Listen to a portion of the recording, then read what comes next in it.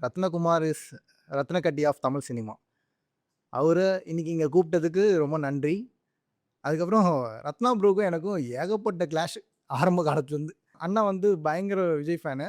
நான் பயங்கர அஜித் ஃபேனு. அந்த மாரி ஒரு கிளாஷு. அப்புறம் வந்து last year June 3 3 BHK preview வந்திருந்தாங்க அண்ணா. வந்தப்போ படம் முடிச்சுட்டு போம்போது, கண்ணாடி கீழ விழுந்துருச்சு ஒரு கண்ணாடி.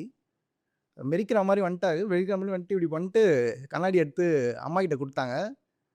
அந்த கண்ணாடி அம்மா இதுவரைக்கும் எதுவுமே பண்ணவே இல்ல. அப்படியே பத்திரமா வச்சுட்டு இருக்காங்க. "ஏய் ரத்னா குடுத்த கண்ணாடிடா பத்திரமா வச்சுக்கணும்" அப்படின்னு.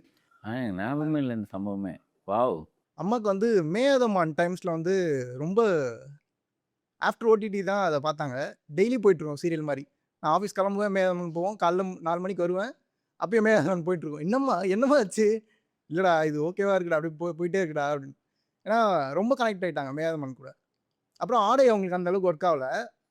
சொல்லியும் சொன்னாங்க. "என்னடா ஆடை எனக்கு ஒர்க் ஆவல. அம்மா அது இது" அப்படின்ட்டு குளு குளு வந்தப்போ ரொம்ப என்ஜாய் பண்ணிட்டு இருந்தாங்க.